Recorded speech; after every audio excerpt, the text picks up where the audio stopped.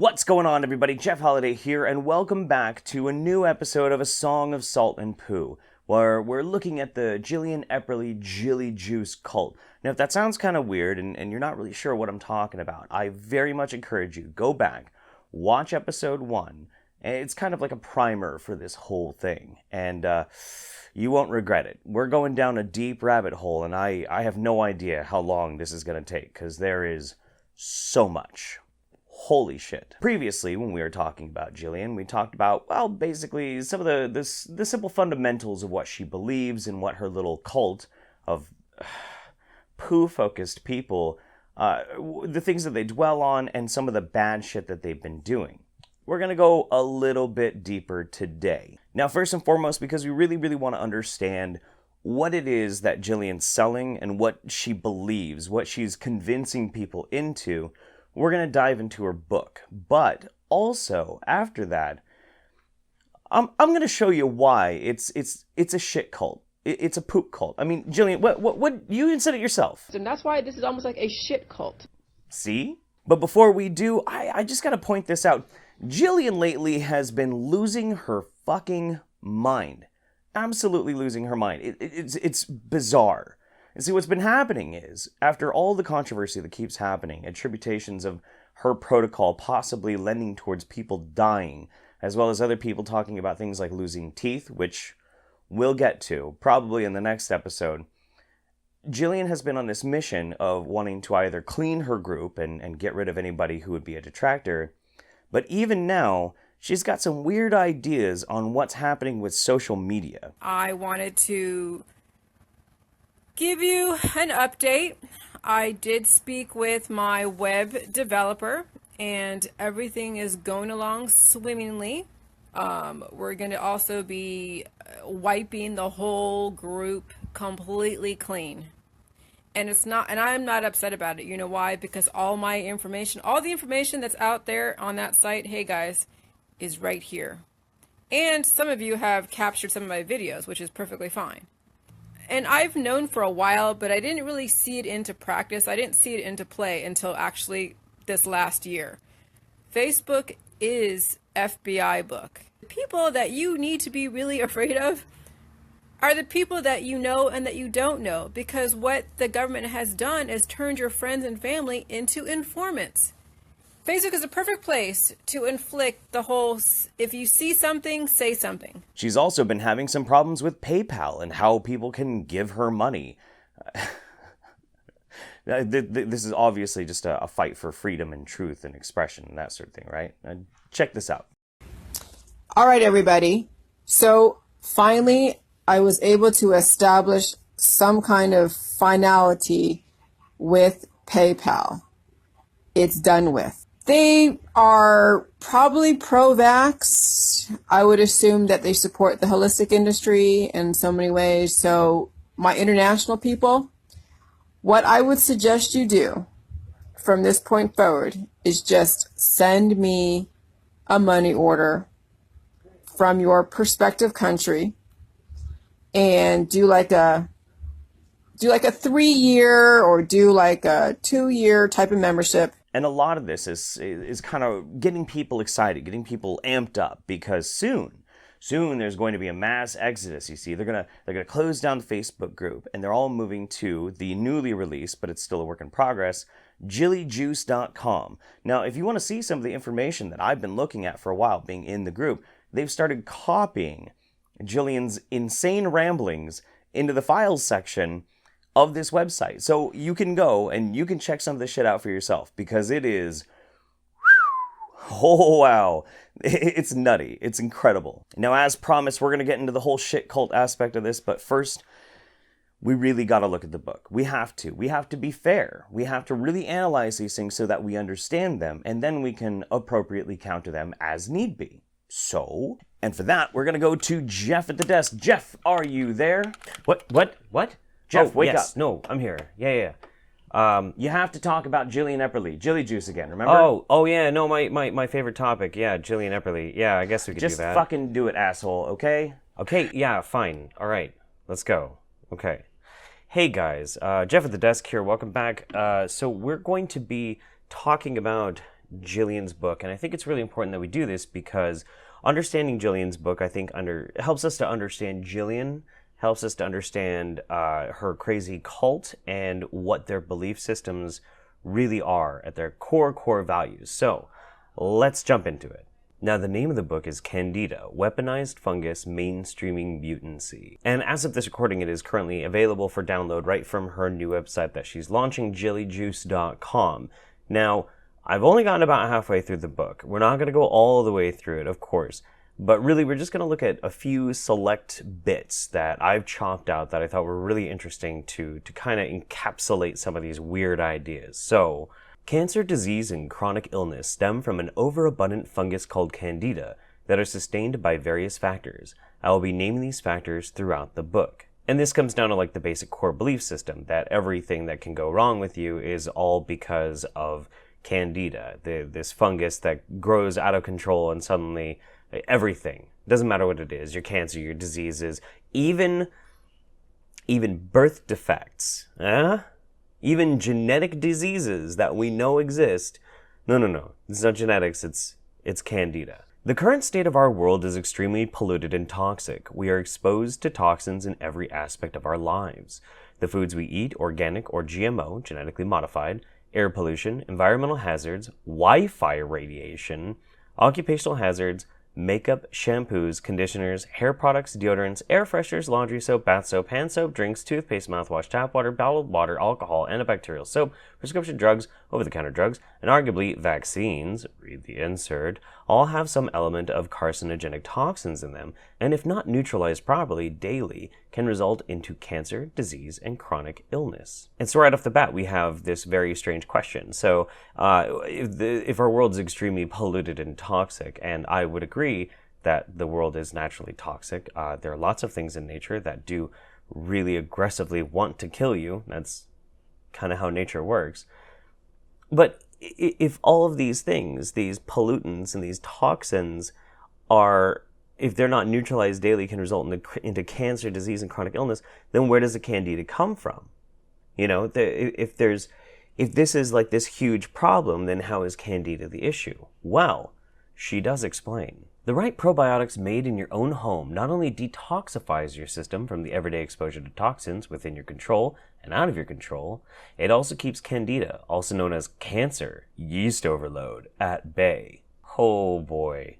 It boosts your immune system, otherwise known as regenerating broken or damaged cell structures, reverses cancers and disease, and allows your body to easily absorb the vitamins and minerals missing in the food supply. So the gist of this really comes down to a belief system that Candida plus toxins equals cancer, disease, and chronic illness. Now, the only way to actually beat this is through probiotics. You need probiotics. But she'll also say very specifically that you can't get probiotics from a store. The best ones are made in the home, hence Jilly juice.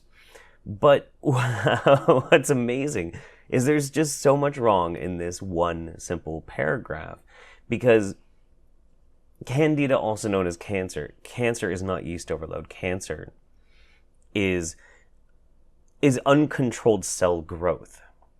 Cancer is one of the most natural things that can actually happen. Cancer happens more frequently as you age. That's just due to biological breakdown, how our bodies react to aging. Animals get cancer constantly. It's just a part of it, and the older you are, the more likely that you'll get cancer. It's got nothing to do with yeast. When a body is riddled with Candida, with no beneficial bacteria, the bad bacteria start multiplying at an alarming rate, punch holes in the intestine, and allow the toxins which do reside in the food leak through the gut into the bloodstream. This is called leaky gut syndrome. Now, I'm just going to say this because it's actually very, very simple. Boosting your beneficial bacteria does not in any way affect bad bacteria. That's not how that works. That's not how any of this shit works. And punching holes in the intestine, only very specific things can cause a hole in your intestine.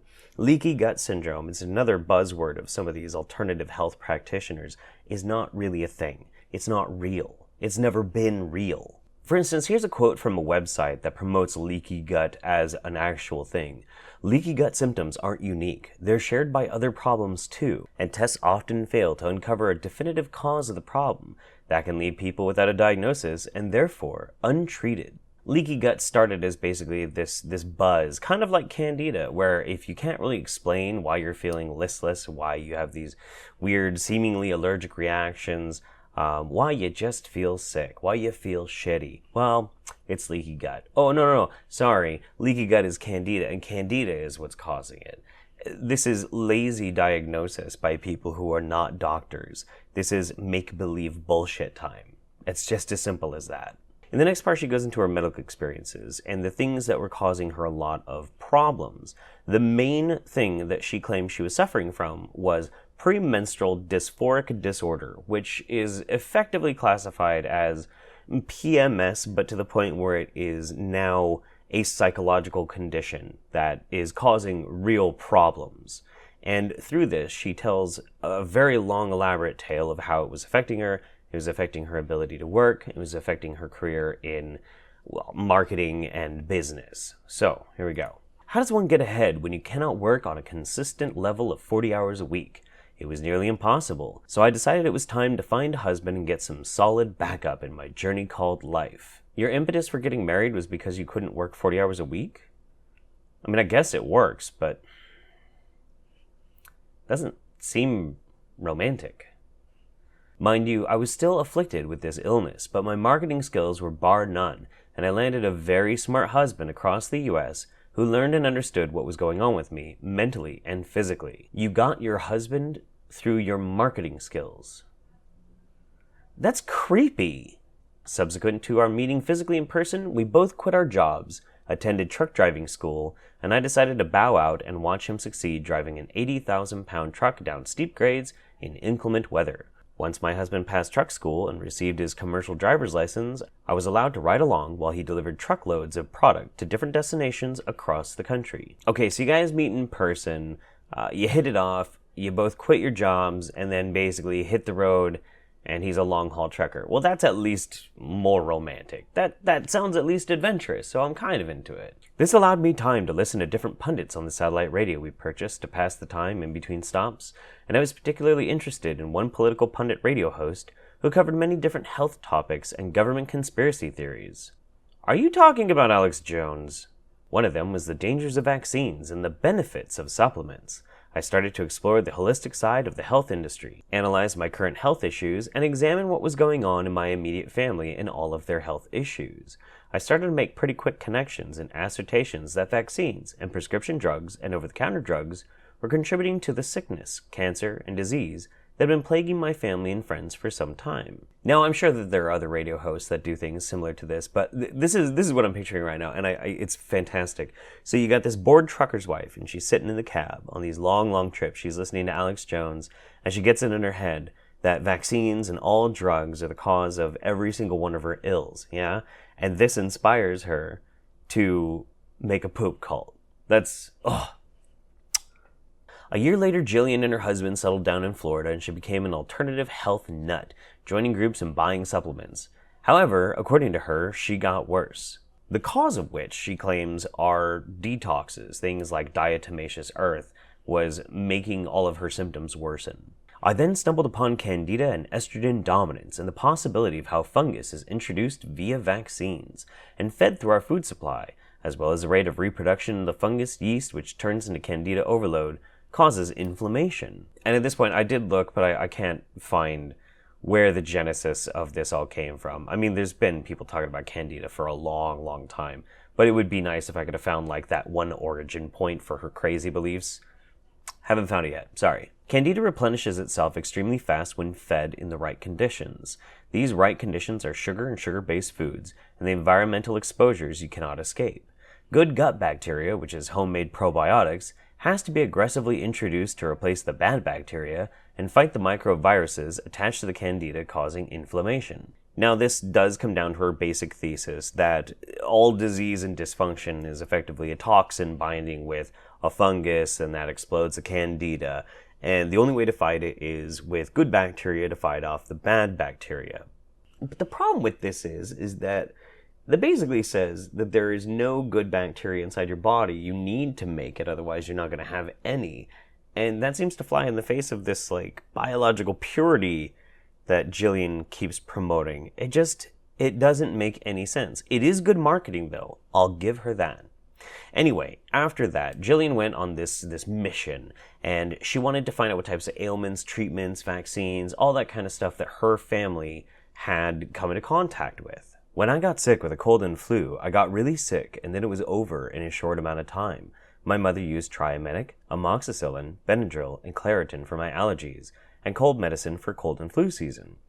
Of course, these methods did not get me better, it just helped mask the symptoms while I was laying in bed. Well, yes, Jillian, for the most part, your body heals naturally on its own. Aside from the amoxicillin, which is an antibiotic, these are just to treat your symptoms so that you and your body can naturally heal and you don't have to suffer from the symptoms as much. That's the idea. I remember in 3rd grade getting my nose cauterized by the pediatrician every time I had violent nosebleeds. Now I'd have to keep going back to the doctor to get it cauterized. All those over-the-counter medications made me so sleepy and brain foggy, it was no wonder I was labeled as learning disabled in elementary school. I don't really have much to comment on that, but she tells a few stories about her family, and also her adopted sister having different effects than she did, especially from like chicken pox and being chronically ill and that sort of thing, which they're both adopted, and they both have different reactions to different things. One might think that that would be a good case for there being a genetic component to being able to resist or heal from disease. Oh, but not if you're Jillian. There is a very distinct reason why my whole family has and is currently suffering from some kind of allergy or disease. It's not genetic, it's epigenetic. Something tells me that you don't actually know what epigenetic means. The only differences in humanity when it comes to cancer, disease, and chronic illness is when and what type of anomalous event impacted your body's ecosystem and balance. No, that would be various different things. Genetic factors are absolutely part of the cause. Absolutely. We know that. We can find through genetic testing who is more at risk for what types of cancer. If cancer in and of itself didn't have any genetic component, we couldn't do that. That is, wow. What? With that information, my deductive reasoning, and the ability to make connections between patterns and trends, I came to the conclusion lifestyle, belief systems, vaccines, food choices, cultures, and habits all factor in why all of us had different medical issues. Yes, as well as genetics. Look, I'm not saying that genetics is the end-all be-all of what's going to make you sick or what things you're vulnerable to. Not at all. But it does have a huge factor in a lot of them. And this idea that you can just simply remove genetics, I know it's crucial to your selling pitch, but that's just not the case. Yes, if you could pass the AIDS virus from mother to child, you could pass Candida with viruses attached from mother to child, which could possibly manifest into food sensitivities and other viral issues that will temporarily mutate the body. First of all, you can't actually pass AIDS from a mother to her baby. That's not a thing. AIDS is a syndrome. It's not a virus. AIDS is caused by HIV. Now, it is entirely possible to pass HIV onto a child. However, if you have HIV and you're pregnant and you treat your HIV, and the doctors are very careful to make sure that the baby is screened and also is treated with the proper medications, the chance of the baby actually contracting HIV is down to 1%. So I don't think you really understand HIV and pregnancy whatsoever. But also, temporarily mutate the body. That's another thing that Jillian's really big into, is mutagenesis. That these viral infections or these toxins can somehow cause a genetic mutation, which is a huge bastardization of what she thinks epigenetics actually is, and it's not. However, those illnesses and genetic mutations are only temporary. Why is it temporary? We will look at what we learned about the human body. Now, I'm not going to get into genetics too much in this video. Honestly, it would make the video way too long. Maybe I'll do it in the future, but not right now. But she then goes on to describe the body as a machine, and for some reason gives us a human biology lesson. It's very strange. But then she equates our bodies as a microcosm of a natural environment. Now, the reason why she does this is because she then makes a long-winded example of overpopulation of animals, how that environment will respond to it, and then she brings us back into Candida. Basically, this is a big analogy for candida and how it works inside the human body. So, candida overload is the crux of all issues of inflammation known to mankind, because behind every disease there is a virus or fungus involved with it. A virus introduced to the body attaches itself to a carrier fungus or host, and sugar feeds the fungus, which in turn reproduces at the rate of the sugar intake. And that right there is probably the most consistent way that you can analyze what she believes about health. Candida is the infection when too much yeast fungus is present or overpopulates in the body, being fed by sugar and foods that ultimately convert to sugar. Viruses are introduced and trigger negative physical symptoms when the body's immune defenses are down due to poor diet, medical beliefs, and practices, and they turn into the different medical issues relative to what system the candida impacted. And candida also eats the nutrients meant for the body, and it breaks down cellular walls, which results into leaky gut syndrome. Again, bullshit, bullshit, and more bullshit. Ugh. If you're wondering why everyone in your family has different diseases going on, or why the diseases listed below next to the different body process systems afflict one person but not the other person, my next chapter will cover those questions and you will see a trend or pattern.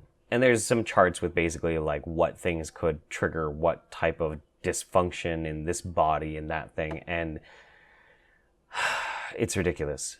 First of all, genetics are what makes up a person's aesthetics, proportional to their body height and weight. Aesthetics include eye color, skin color, hair color, and ear and nose and mouth construction at the time of birth.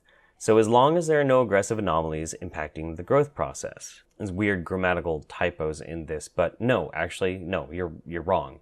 Your genetics are not just going to be simple aesthetics. That's not really how that works. Genetics are, your DNA is a blueprint, and your blueprint encodes for proteins, and the proteins go and effectively direct the body in how to make itself. That is probably the most bastardized way I could explain it. But these blueprints have programmed into them the longevity of your life. Now, there are changes, of course, that can happen because of the environment, the introduction of other things in there. But by and large, the massive majority of how your body will develop is going to be because of those blueprints. And that's for your entire life. Your entire life. All of your risk factors, aside from those that could be impacted by the introduction of things like carcinogens, that's just it. That's the blueprint. That's who you are. You are your genes, and then your personality is your interaction of your experiences, your environment, interfacing with the biology that was built off of those genes. That's how that works. Second of all, you can alter that process temporarily using very aggressive external actions, such as vaccines and environmental pollution. However, if left to its natural state with no negative aggressive external actions, those genetics do not mutate because the process has already been laid out upon specific conditions housed in the DNA and RNA, which would be fine if not for the fact that, well, we have things like genetic mutations that happen at birth. We have genetic defects. We have birth defects.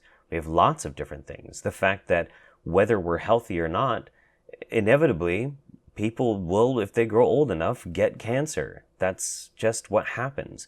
Tumors are extremely natural. That's your body. You don't catch tumors. You can't, sorry, I got a bit of the cancer. No, it developed inside of your body, from your body.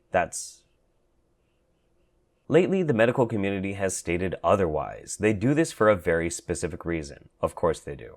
The medical community has stated genetics are subject to mutations due to the lifestyle and harsh chemical exposure to the parents. While that may be true on some level, the medical community does not tell you maybe that mutagenesis is only temporary. What do you mean maybe mutagenesis is only temporary?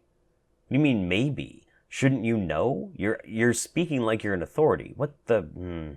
Hence, that is why most people believe they have zero control over their illnesses, which was told to them was tied to their genetic code. Well, except for maybe somebody with Huntington's disease, that's a genetic disorder. It's a mutation of the HTT gene causing Huntington disease. They don't have control over that. Anyway, so Jillian goes on to detail how the medical industry is effectively a corporation. It's run by like a CEO and a board of directors. Now, while I was reading this, I was trying to figure out if this was supposed to be an allegory or some metaphor, but honestly, it sounded like she was being legit serious. It's hard to tell. It's not the best well-written book in the world. But anyway, they're aiming to keep you believing that you are sick, right? She uses this analogy of like glitches. You know, you're not actually sick. It's a glitch. It's just a glitch because you shouldn't get sick because you should be fine, except for these other factors that the industry are lying to you about. And these are temporary problems being tooled by this company to fool you into thinking that all disease has permanence or a genetic component. But then she says this. I have also since noticed the emphasis on diet and exercise as a workaround method to get healthy. There is a reason for this when you look at the multi-billion-dollar industry of gyms and fad diets. That's right. Yes. See, all of our literature and our studies and our understanding of what diet and exercise can actually do for the body, as complicated as they can be, but all of that evidence, it's just bullshit. It's all part of the gym and fad diet industrial complex, right? I just... It's so preposterous. And what's crazy about this book, too, is it gets even worse. It gets way worse from here. This is just like the building blocks of her belief systems. This is before she goes batshit insane in the book. But for right now, because I can't keep going with this on one simple episode, we're going to go back to Jeff in the studio, and he's going to piss you off. So, all right, it's all yours. Take it away. Yep. Oh, nope, I'm here. Let's do this. Let's go. So as promised, I told you we were going to get into how exactly this is in fact a poop cult. So to do so,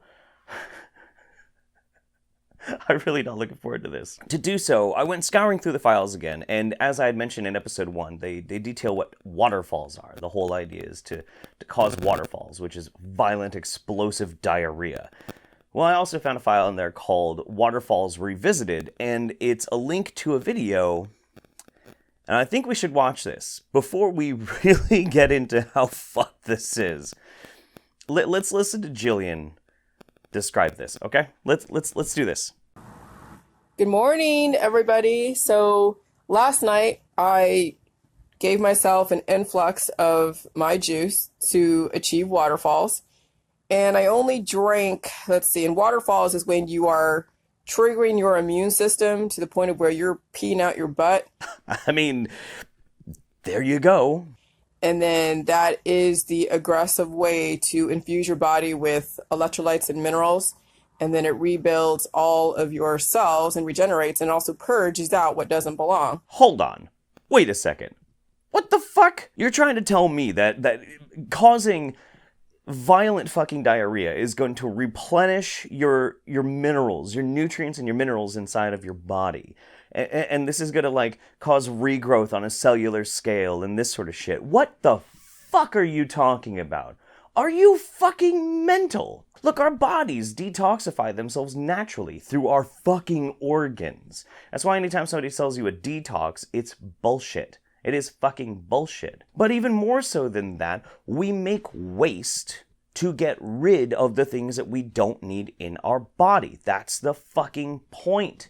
Our kidneys scrub a bunch of shit. It causes to deposit excess salt so we can desalinate our fucking body. That's like the whole fucking point. And in no fucking way can you receive benefits to your body by shitting out a bunch of water.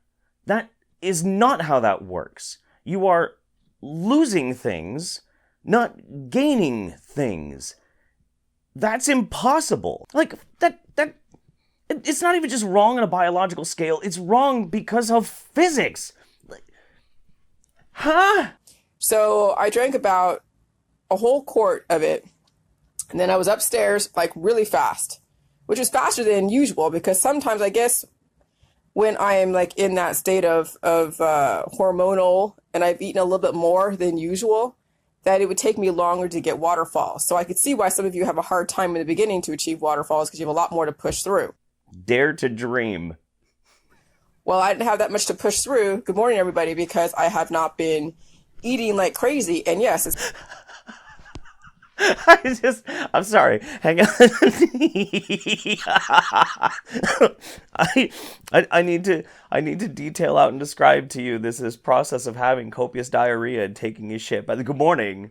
Good morning, everybody. Good morning, everybody who's just waking up, getting your coffee, sitting down, getting ready for the rest of the day, of your day. Why don't you sit with me, and I'm going to tell you about my poop. So this last night I waterfalled for like an hour and a half, 2 hours. Good morning, everybody. Hang on. I'm very healthy, you see.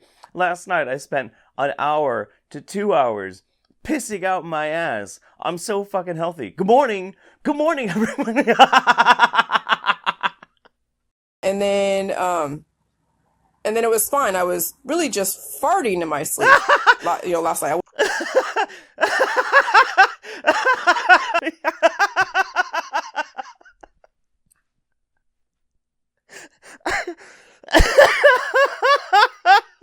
Last night I wasn't pooping in the bed, and I'm like, okay, so that's cool. My stomach, and you could hear, and I could feel my stomach grumbling. Like I could feel, and I saw some candida a little bit, not too much, not like a couple of months ago where I was like, whoa, when I had that headache.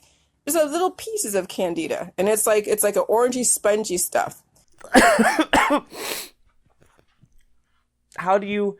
Okay, I can understand that you can tell that it's orange by just looking at it, but how could you tell it's spongy?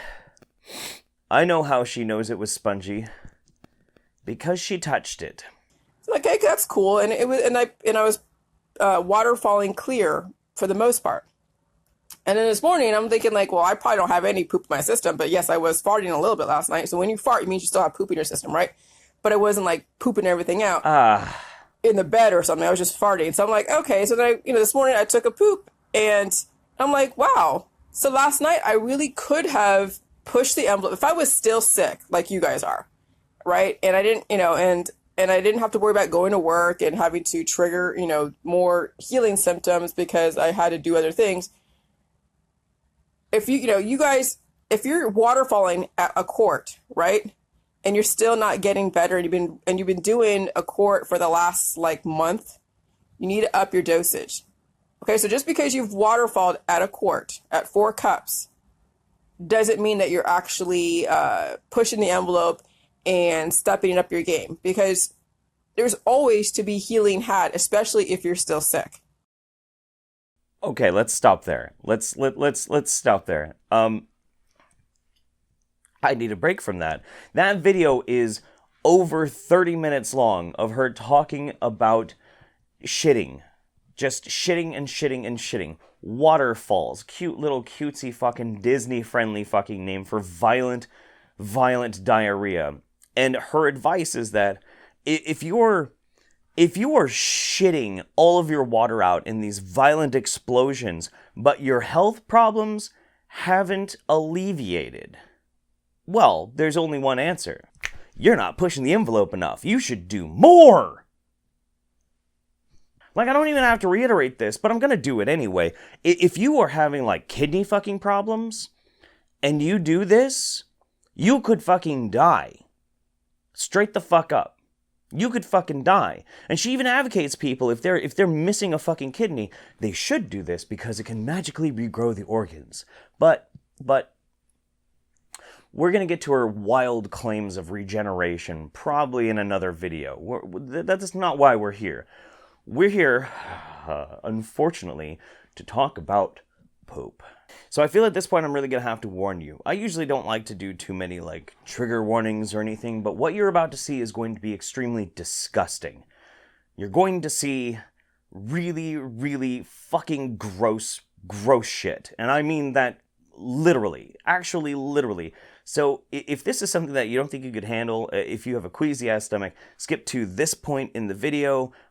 This is your one and only warning, so let's go! Now, for the most part, I'm not going to show too many pictures of other people's poop. That's kind of a weird thing, but I'll give you some examples. I'll give you a broader example. But first, we're going to take a look at something that Jillian posted. She once posted, and this is fucked up, this picture. Now, what is that picture? That picture is a picture of something that Jillian found in her poopy. She found that in her poopy. Now, what is that? What is it actually? Well, she had a few ideas. Maybe this is some larva. Maybe it's an egg from the parasites, man. Ooh, God, gross, disgusting. Actually, that's really fucking disgusting to think about. It's fuck. Ugh. And I feel like I also need to bring up this. This is what she wrote about this. Check this out. Sitting on my toilet with 3 fingers in my butt, forcing myself to poop because I knew there was poop in my lower intestines, and I didn't want to waterfall tonight, so I circumvented my immune system on purpose, and I stuck my fingers in my butt, and then I felt my back teeth start floating, and then the poop came, but I found this interesting looking thing that I have no idea what it is, and yes, I do wash my hands and sterilizing, just so you guys know, so this is what I found in my butt, and it will be in the comments. You washed your hands? Really? Keep in mind, this is a group with over 50,000 fucking members, and she's like, look at my shit, look at my shit, I found this weird thing in my shit, and it was a grape seed. People were like, hey, that looks like it's a fucking grape seed. And she's like, oh, I did eat grapes last night. Huh. But that's not all. That's really, unfortunately, not all. If you have the extreme displeasure of being in her actual Facebook group and you go to the files section and you click on post pictures of your parasites, you start to see this. Hundreds of pictures of people, their poop. Their fucking poop, dude. Why? Why exactly would you fall into such a bullshit cult that encourages you to share pictures of your shit with thousands of anonymous people? Why would you do that? What is all this supposed to be? There's a couple of things that we can theorize about this, and I'm going to try and hit you with them as quick as I possibly can, because really this comes down to their whole thesis of what is happening. They think that this is parasites. They think that this is bacteria. This is something foreign that's happening, yeah? It's the whole idea. And for them, it's great. It's an absolutely wonderful mechanism to reaffirm their own beliefs, because they're doing a thing, and then they're seeing a thing happen. And they're like, holy shit, it must be real. But we also have to think about a couple of things first. First and foremost is, you're inducing diarrhea, violent diarrhea. Now, when you induce violent diarrhea, very, very commonly, the food that did not get completely digested does not get fully fucking digested. And where does it go? It flushes out of your body. In your poop. But also, she even has a handy-dandy guide for the right kind of diet. And if you're reading that right kind of diet, and you're waterfalling copiously, is there possibly a chance that you might get some similar effects of weird, foreign-looking creature thingies coming out of your butt? Just saying? But also the whole idea of a healing system, that this is going to be healing you. Well, what the fuck happens when you're constantly having these violent bouts of diarrhea? Well, it's the same thing that happens when you purge a bunch of crap out of your stomach by throwing up. Your endorphins start popping off. Whoo! You start feeling awake, very alert. You get energy once you feel like you've gotten that purge. And hey, I bet you feel a lot fucking lighter too. So even more so, this is like a cult, because they have these standards and practices. They have this sense of alienation. They have this persecution complex where they themselves hold this sacred knowledge and everybody else is just out to get them. Just out to fucking get them. It's also a conspiracy. It's all this. It's all that. But they even have their own form of religious reverie. It's amazing. It's incredible. Anyway, that's going to be pretty much it for this episode of A Song of Salt and Poo. Now, there's a lot more to get into, and a lot of it is even worse. Dangerous, evil, vile shit that goes on with this fucking group. And especially Jillian. And especially how fucking nutty and out there she is. We've got a lot more of her book to look at. We have some deaths to investigate. We've got a lot. But we'll get there. You and me. Slowly but surely. Until then, take care. Thank you very much for watching. I hope you have a magnificent day. Bye-bye.